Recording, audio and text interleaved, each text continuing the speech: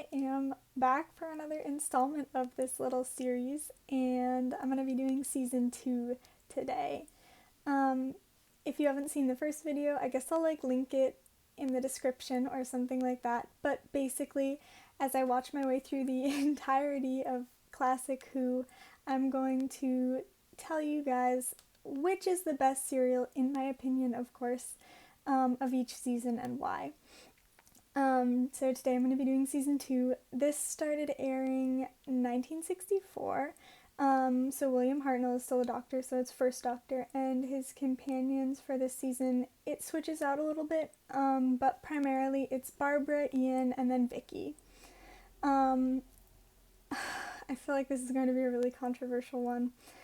Okay, so if you're going to watch one serial in season 2 of Doctor Who, it should be The Chase, and here's why.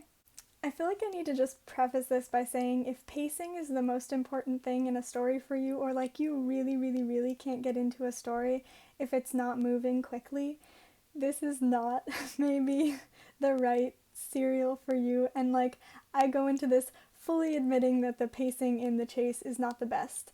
If that is a problem for you, I would say definitely go to The Time Meddlers, which is the 9th serial of the season. Really great, really fun, and good pacing. That being said, The Chase is really great too, and if you can deal with less than perfect pacing, it's sort of worth it to go for that one, I think.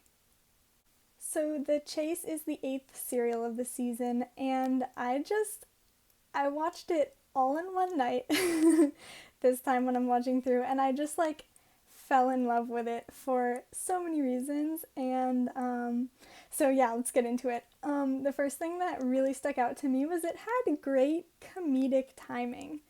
I will admit, I do like a sillier Doctor Who story, especially with these early Doctors, just because it's fun, and I really enjoy that sort of goofy aspect of it.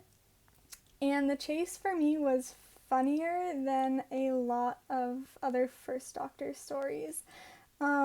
Something about the acting environment, the actors seemed really loose and really comfortable, and they were just hitting those lines every single time, and it's genuinely really funny, and I just really enjoy that.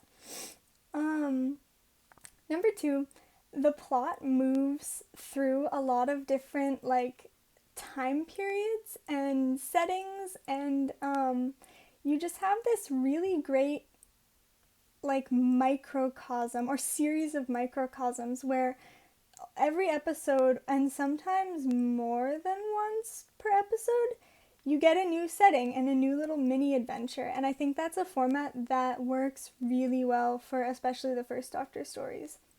They did that a little bit in Keys of Marinus, and that's one of my favorites as well, go figure. But they go through so many diverse settings and locations in The Chase, just because of the nature of it. The Daleks are chasing them around and they stop a bunch of different places, that it's just this great, the perfect environment to have all these fun little mini adventures.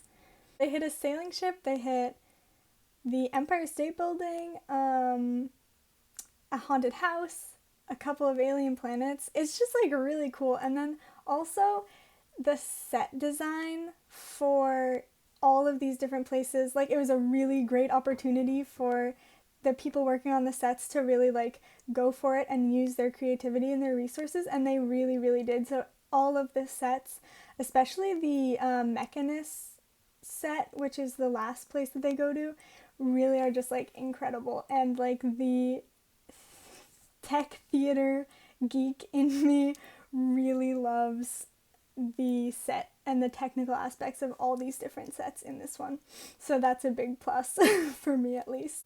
And then the last thing is there's a lot of brilliant character work in this serial. So it's 6 episodes long, and over the course of it, we just get a lot of really interesting little character moments, character development, and then there is a character exit.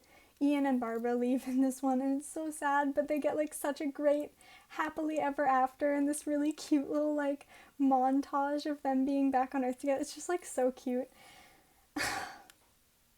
And then we also get a character introduction, a companion introduction. The character of Steven, who I will say, he's not in a lot of serials, but he's genuinely one of my favorite First Doctor companions. He's such a strong character, and I'm going to get a little bit into that later.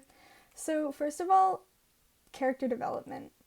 I feel like in the first couple of seasons, they are definitely not focusing at all on character moments, character writing, character development, because the characters really exist as a conduit for plot, which is totally fine. I mean, that's what TV writing sort of was, and especially for that target audience with that kind of sci-fi story, which is totally understandable and good. But me being a person who loves characters so much, I really love when there's just these little character moments put in, and I think in The Chase there's some great ones, especially with Vicky.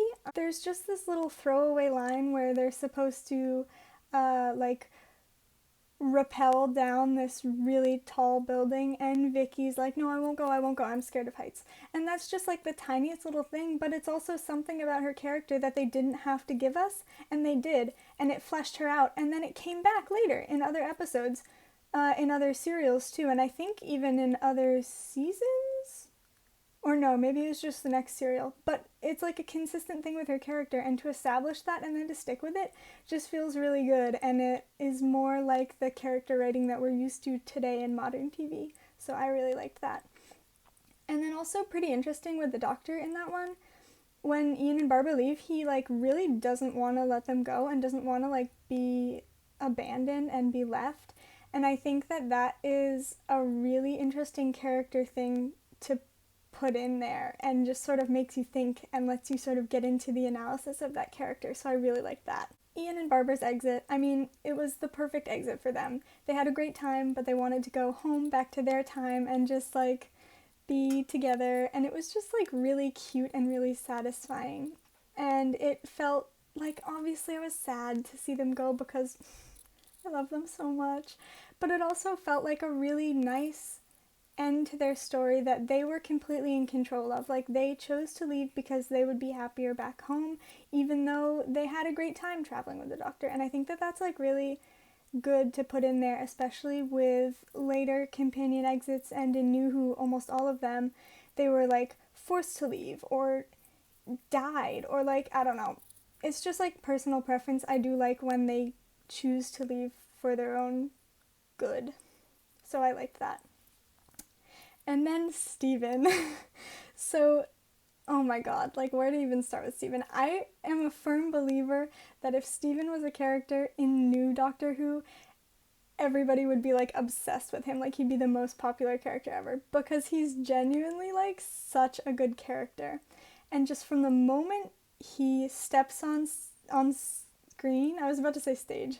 From the moment he steps on screen, you can tell that his actor, Peter Purves, just has this love of the character, of the show. Like, you can tell that he is loving every minute he spends on screen, and it's just wonderful to watch because he connects with the character as a real character that he's playing all these aspects of, rather than just of lines on the script. And I mean, no shade to any of the other actors.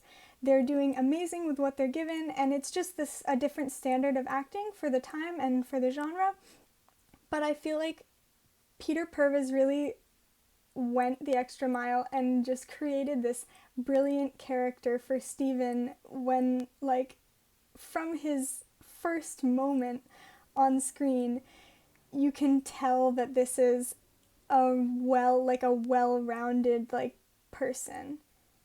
And just his introduction was written so well, and then of course acted so well, and you see all these different elements of this great character sort of get introduced, which will play out later. And I know we don't have him for a lot of serials, but I love Steven so much. So that is why I think that if you watch any serial from season 2 of Classic Who, it should be The Chase.